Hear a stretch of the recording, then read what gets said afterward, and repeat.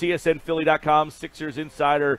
D. Lynam joins us now to I want to really get some perspective on where the organization is now, because D's been around the team through a lot of ups and downs, the heights of the Iverson era all the way to basically the pits of where they were 2 years ago. And D, where would you say the organization is at this stage of their existence? Well, Mike, I would say in terms of enthusiasm surrounding it, it's probably as high as it's been in, a decade. But, I think you have to what I use the phrase, put the brakes on a little bit maybe in the fall, because I think it's a really, really young team. And while you love, drafting high and getting number one picks and whatnot, a lot of times it takes time to develop these guys. Yeah, it does, and we know the youth could cause some growing pains and that. But when they drafted Allen, how long did it take him to kind of and the team to kind of take off? Because it's not like you draft Allen Iverson and overnight you were good. It took a couple years. Now, they have virtually 3 Allen Iversons. I mean, they have 3 lottery picks, top 3 picks they're going to put on the floor at the same time. But, how long do you anticipate kind of the growing pains being there for? I would say, first of all, you hit the big time when it was Allen Iverson. We haven't seen a guy like him. I mean, you would say he was buying away everything that you would hope you would get in the number one pick. A LeBron James is that. A Kyrie Irving has been that. But, there have also been Anthony Bennett's in there. There have been, Lamar Odin out in Portland. So I think part of it is you have to wait and see, and you hope that these guys that they live up to the potential you believe they have. But I say this. I mean, I'm looking at Minnesota, who has Wiggins and Karl Anthony Towns, 2 guys who I would say have definitely lived up to being picked number one in the draft, and they won 31 games last year.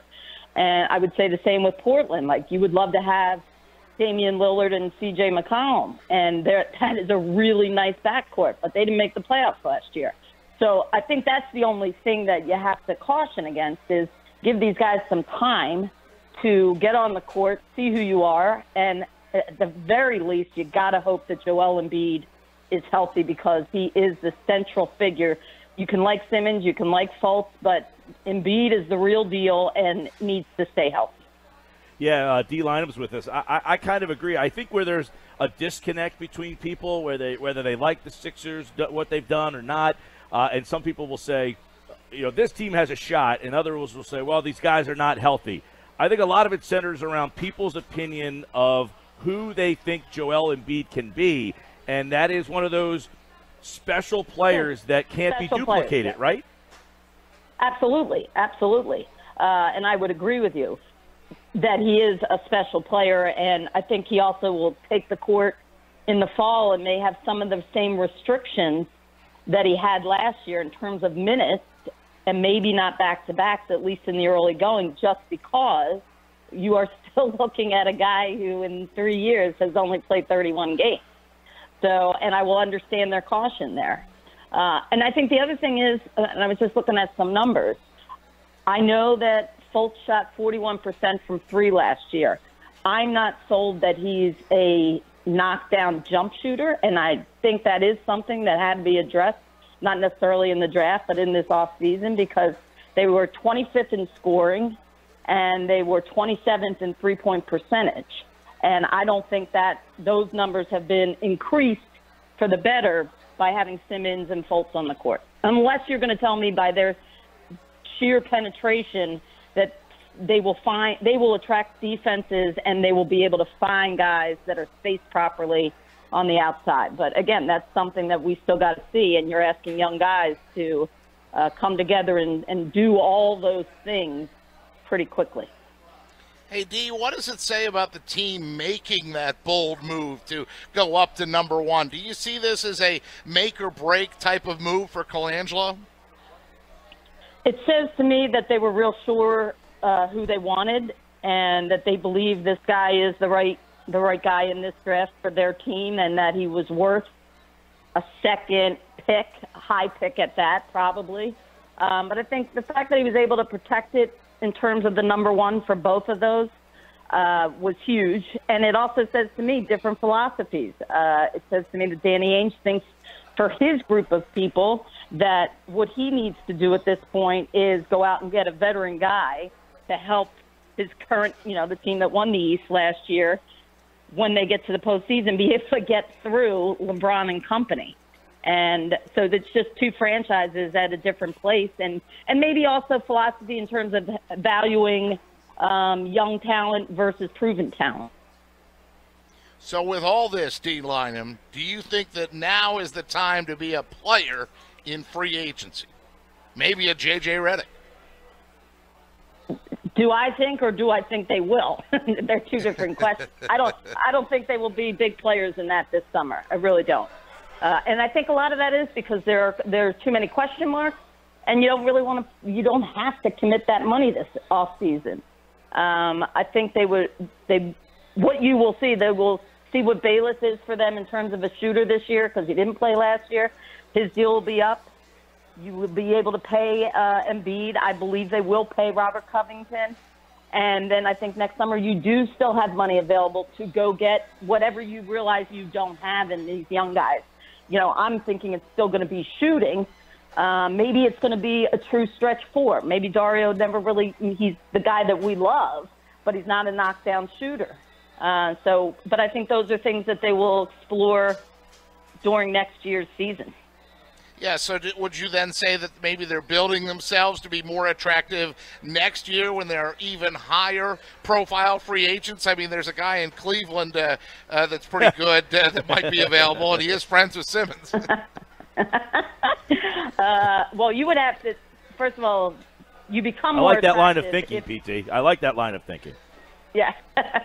All the questions that we've already laid out there, a healthy Embiid or not, Simmons and Fultz, can they play together? Have you gotten a little better in terms of bringing your young guys along and spacing? Don't be 30th in the league for a fifth consecutive year in turnovers. I mean, these are all things. I think what people will is, when they. Sorry. Are you still there? Yep, we're here. We're here. Oh, I'm sorry. I think people will like seeing that they'll play to a full house when they come to town, and I think that it's an entertaining style of basketball. You put that with the place in Camden, that all would become attractive to a free agent. But let's keep in mind, a lot of these guys, wherever you are, still get you the most money. So, and at the end of the day, forfeiting big money, it's really hard to, I know it doesn't sound right, but it's really hard to do if it's maybe one of your last contracts. D. Lynam's with us, CSNPhilly.com. In part of the Sam Hinkie 13-page manifesto, he wrote, in a league that's ultra competitive, sometimes you need to zig when everybody else wants to zag. The Porzingis thing. I mean, if Colangelo just made this huge move to go number one, that's his zig. Do you see, would you zag and say, you know what, I just made this move, but this move might even make us better? Would you consider Porzingis if you're Colangelo? And, well, first of all, I would consider him because I like the player. Then when you say that, are you saying would I consider Porzingis with the number one pick in Fultz? Whatever a package is most attractive to the Knicks. Yeah, which I would assume would include that number one pick, right?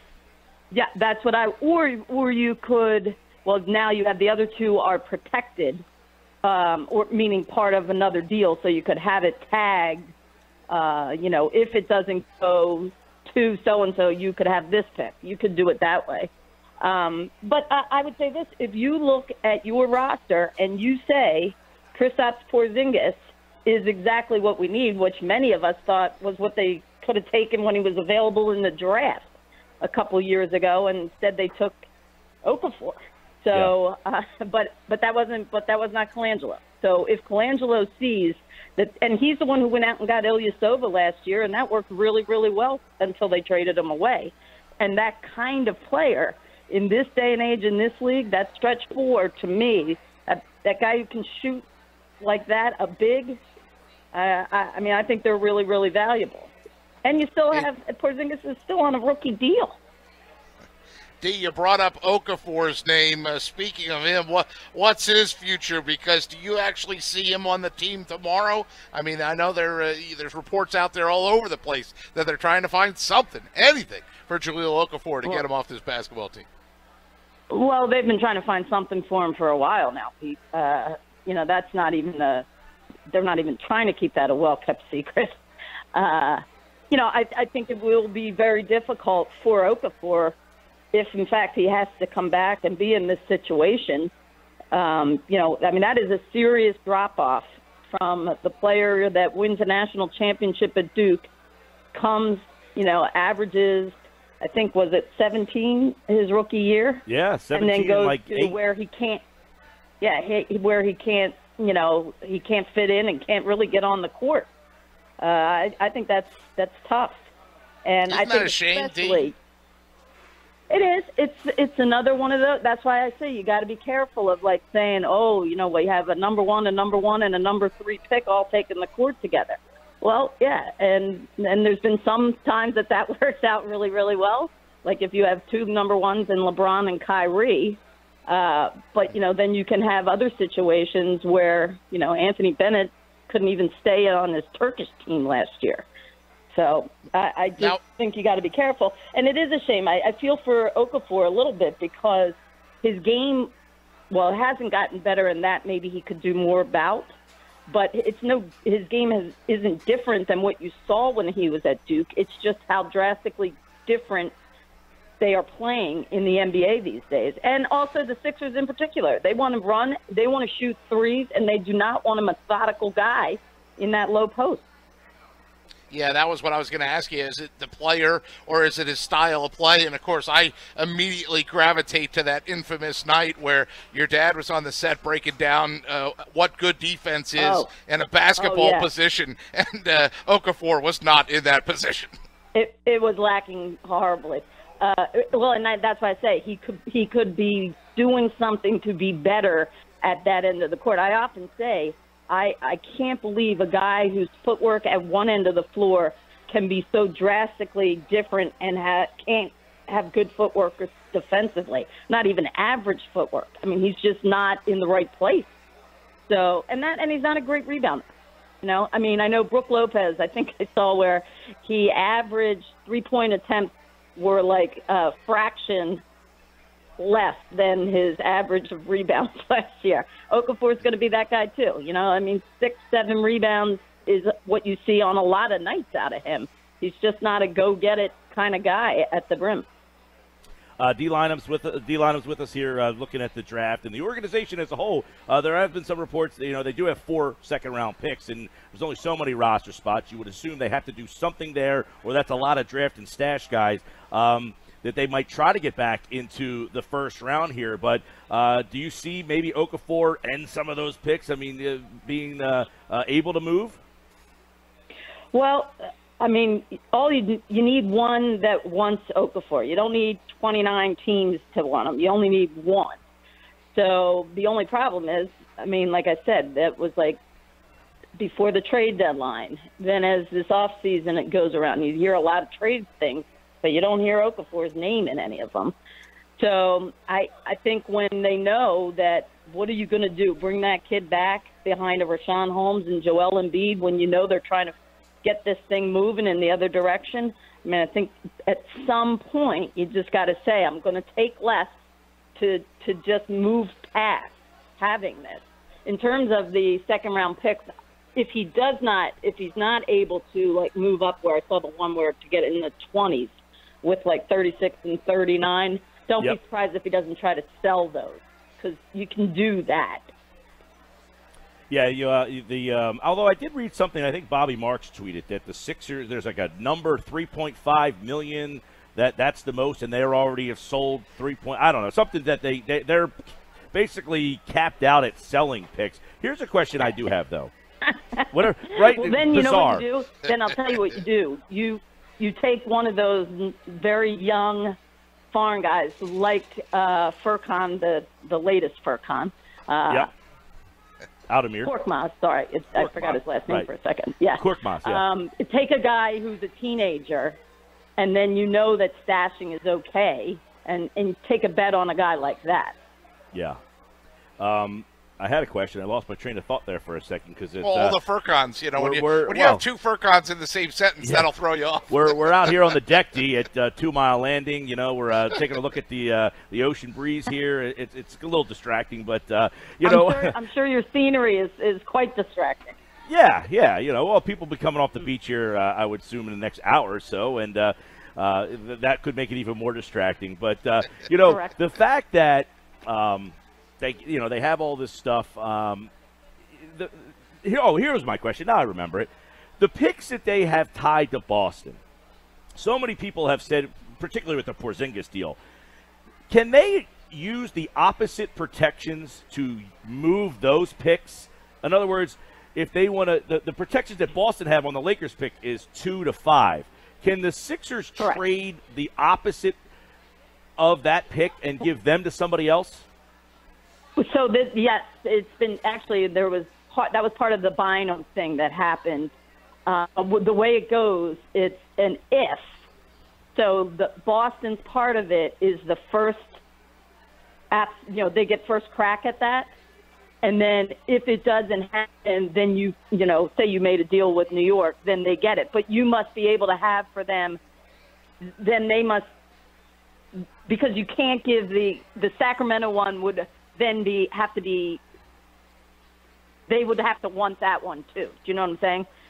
But as long as then you have to have a third option because actually you wouldn't because the Lakers pick could go to New York and then the following year Danny would get the Kings or vice versa. And yes, you can do it. So if you trade it, in other words, if you said to the Knicks, we'll give you the Laker pick, but you only get that pick if it is number 1 overall or 6 through 20. Correct. Right.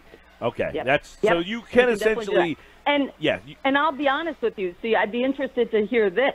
If you did that, and if I were Colangelo, I would be very interested. So long as Phil Jackson was interested in that, giving that up as the number 1 pick for Porzingis.